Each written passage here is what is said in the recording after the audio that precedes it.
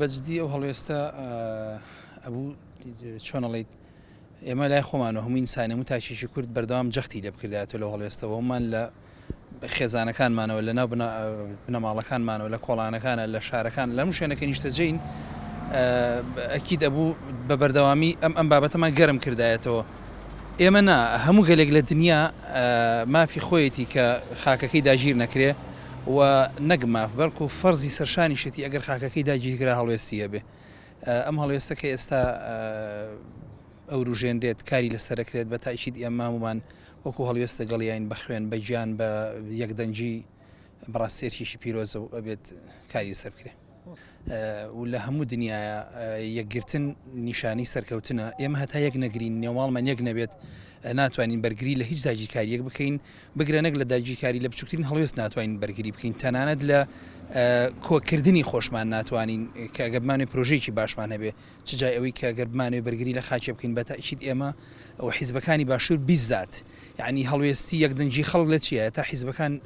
کۆک نەبن پێشڕەوی نەکەن لە یەکدەنجیانە بۆ هەڵوێستە داگیرکاریە بۆ بە نەفرەتکردنی بۆ ڕاگررتنی بۆ شەرمەزارکردنی بە تاکید ئێمە گەل ناتوانێت هیچ بکە ناتوانێت یەکدەنگ بێ لەبەرەوە بەڵێ پێویستە حیزبەکانی باشوور ئەشتوانن یعنی ئەوەندە قورسنی ڕاستە فشار هەیە ڕاستە ئێمە ئیقلیمیەن چانسمان نییە لە کەوتوینەتە ناو بینی چەند بەرداشێک بەڵام بەرخودان و هەڵوێست زۆرگرتن بە تاکید نەتیجەی ئەبێت و ناچاریشیانەکە کە چۆنڵی بگەینەوە ئامانجەی کە هەمانە بەڵام ئێمە توانین نەکداوە لە حیزبەکانمان بکەین بەڵکو فەرمان بە حیزبەکانمان بکەین کە تکایە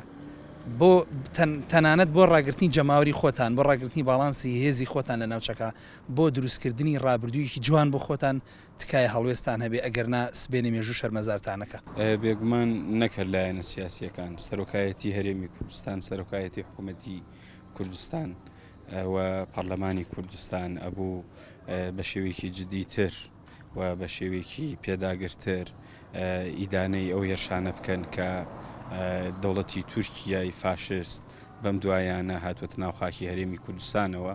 هەمومان نزانین کە دەوڵەتی وەکو تورکیا دەوڵەتێکی فاشستە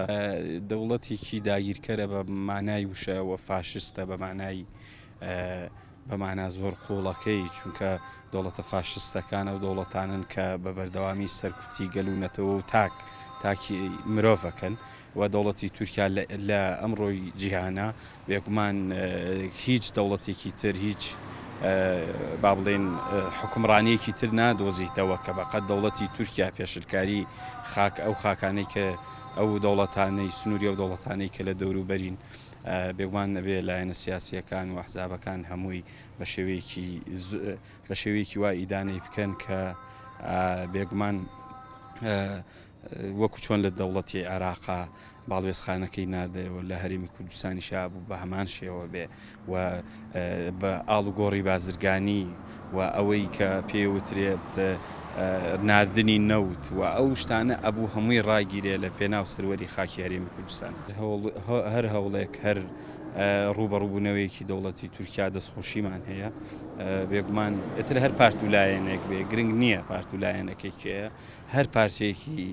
خاکی کوردستان بێ کە چوار پارچەیە هەر حەزبێک هەر لایەنێک بەرگری لە خاکی هەرێمی کوردستان بکایمە دەستخۆشیمان هەیە و